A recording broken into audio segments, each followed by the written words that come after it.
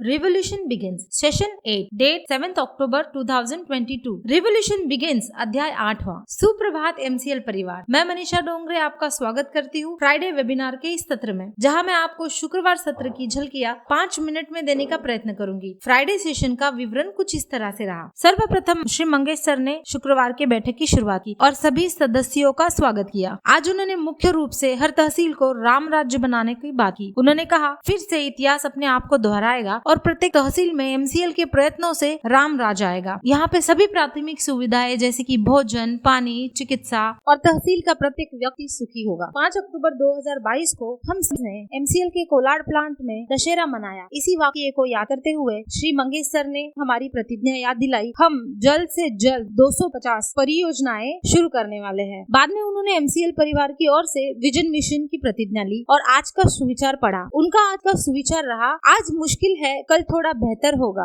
आज मुश्किल है पर कल थोड़ा बेहतर होगा, बस उम्मीद मत छोड़ना, भविष्य जरूर बेहतरीन होगा। इसी के साथ उन्होंने प्राची मैम को विनती की कि वो आगे का सेशन जारी रखे। प्राची मैम ने आज पर्यावरण के अनुकूल बुनियादी ढांचे के बारे में बात। उन्होंने कहा कि कोलाड प्लांट तो एक छोटी सी संरचना है, हमारे जो प्लांट तहसील में होंगे वो कारखाने बहुत बड़े और बेहतरीन होंगे। उन्होंने ये भी याद दिलाया, तालुका के जो बिल्डिंग्स होंगे, जिस मौजूदा निर्माण सामग्री के साथ उस भवन को निर्माण करेंगे, वो फिलहाल पर्यावरण के लिए हानिकारक है। इसीलिए उन्होंने कहा कि हम ऐसी इमारतें बनाएं जो पर्यावरण की हितैषी हो। उन्होंने डॉक्टर शिव दर्शन मलिक जी का जिक्र किया, जो हरियाणा का एक प्रोफेसर है और फिलहाल पर्यावरण के लिए अनुकूल वैदिक प्लास्टर और गोक्रेट ब्रिक्स पर काम कर रहे हैं। इसीलिए हमारा पहला कदम पर्यावरण के अनुकूल बुनियादी ढांचा बनाना है। फिर उन्होंने श्याम श्री घोलप सर का स्वागत किया। श्री श्याम घोलप सर ने आगे के सेशन लिया। उन्होंने हमेशा की तरह आवश्यक प्रश्न किया कि हम अपने स्वास्थ्य का और अपने परिवार के स्वास्थ्य का ख्याल रख रहे हैं और हम व्यायाम नियमित कर रहे हैं। अब आगे उन्होंने सेशन को इस तरह से बढ़ाया। सर्वप्रथम श्री श्याम सर ने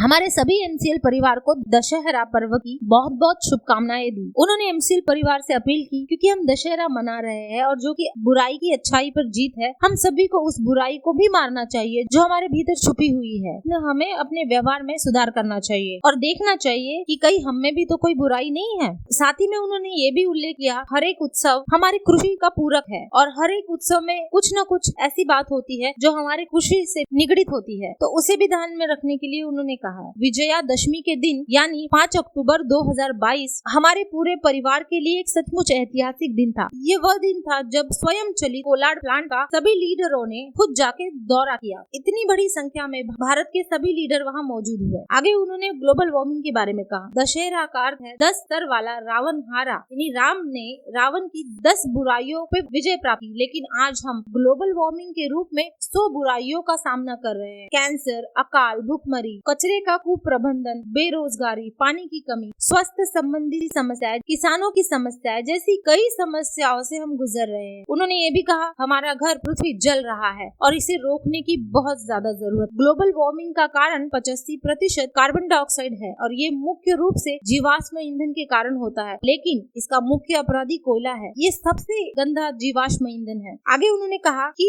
कुल जीवाश्म ईंधन उत्सर्जन के 40% सिर्फ कोयले से होता है, पर फिर भी पूरी दुनिया में पिछले साल की तुलना से इस साल ज्यादा उत्पादन हो रहा है। आज दुनिया की सबसे बड़ी विडंबना ये है, दुनिया भर में कोयला विरोधी आंदोलन चल रहे हैं, लेकिन सारी सरकारें कोयला परियोजनाओं में भारी मात्रा में पैसे लगा रही है। अपने उत्पादन के प्रत्येक स्तर पे ये मारक है। उन्होंने तो ये भी कहा कि अगर आप कोयला उत्पादन करने के बारे में सोचेंगे तो भी विनाश उसी सोच उसी पल से शुरू हो जाएगी। कोयला खनन में शामिल है वनों की कटाई और भूमिगत खनन। कोयला वायु प्रदूषण, खनन दुर्घटनाओं और पर्यावरण विनाश का मुख्य स्रोत है। 5 में से 1 मौत जीवाश्म ईंधन के दहन से होता है, जिसमें फेफड़ों का कैंसर, स्ट्रोक, हृदय रोग सहित कई बीमारियां होती है। इतना सब कुछ होते हुए भी सरकार नियमित रूप से कोयले के परिवहन में निवेश कर रही है। ये एक खतरनाक सच है कि दिन ब दिन पूरे देश में नए कोयला आधारित बिजली के कारखाने बढ़ रहे हैं। मार्च 2021 में कुल मिला के पूरे भारत भर में 209.2 गीगावाट जितना अभी थर्मल आधारित प्लांट मौजूद है और भारत में लगभग 75% बिजली इन्हीं थर्मल प्लांट से आती है। अब नई जो कोयले से बिजली पर आधारित कारखाने बनने जा रहे हैं, वो तो कई ऐसी जगह पे बनने जा रहे हैं जहाँ पे पानी की भारी कमी है, जहाँ किसान आत्महत्या कर रहे हैं। For example Vidarbha. इसी के साथ श्री श्याम घोलप सर ने हमें यथाशीघ्र अपने एमकोल प्रोजेक्ट के लिए कार्रवाई करने की आवश्यकता है ये कहा और जल्द से जल्द एमकोल की परियोजना का स्थान और प्रारंभिक कार्यों को अंतिम रूप देने के लिए उन्होंने अपील की है। उन्होंने कहा कि नेपियर का रोपण दिसंबर 2022 से शुरू कर देना चाहिए, हमें अगर मार्च में ये परियोजना शुरू करनी। और उन्होंने फिर से कहा कि मार्च में कम से कम 250 प्रोजेक्ट अनिवार्य है। आगे उन्होंने कहा कि एमकोल का वैश्विक बाजार बहुत बड़ा है, इतना बड़ा है कि अगर हम 5500 तहसील में 2 प्लांट से भी शुरू करें तो भी सिर्फ 1% एमकोल ही बना पाएंगे। वैश्विक मांग का 20% हिस्सा पूरा करना चाहते हैं तो हमें 5500 तहसील में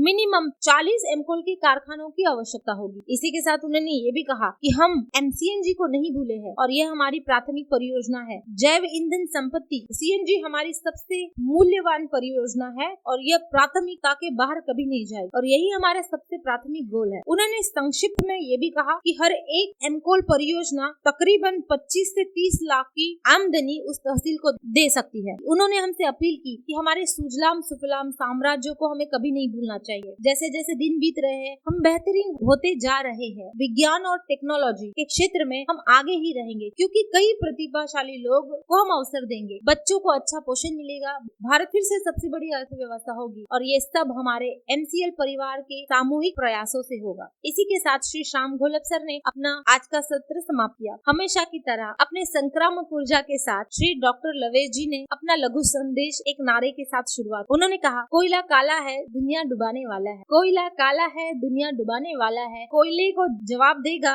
एमपीओ ला जवाब देगा। उन्होंने उपस्थित सभी लोगों को धन्यवाद दिया। उन्होंने पूरे एमसीएल परिवार को भी धन्यवाद दिया और अंत में उन्होंने अपने संक्षिप्त भाषण को एक नए नारे के साथ समाप्त किया। दशहरा मनाया कोलाड़ में, दशहरा मनाया कोलाड़ में, दिवाली हर तहसील में मनाएंगे। कसम है मुझे तहसील की एमकोल प्रोजेक्ट वही लगाएंगे, कसम है मुझे तहसील की एमकोल प्रोजेक्ट वही बनाएंगे। मंगेश सर आगे बढ़कर सभी एमसीएल परिवार को धन्यवाद दिया। उन्होंने धन्यवाद दिया Sushri Prachi ma'am, Shri doctor Shyam Gholap, doctor Shri Lavesh sir और उन्होंने आगे अगले सत्र में मिलने का वादा करके सत्र को अंत किया। धन्यवाद। इसी तरह से मैं मनीषा डोंगरे सह परिवार तालुका वलसाड़ आपको बहुत बहुत बधाई देती हूँ और इस विजयदशमी के पर्व पे आप सभी एमसीएल परिवार को और हमारे सभी कार्यकारी अधिकारी Prachi ma'am, Shri Mangesh sir, Shri Shyam Gholap sir, Shri Lavesh sir, सभी को मैं बहुत बहुत धन्यवाद देती हूँ। सारे एमसीएल परिवार को विजयदशमी के पर्व बहुत बहुत शुभकामनाएं। जय भारत, जय एमसीएल।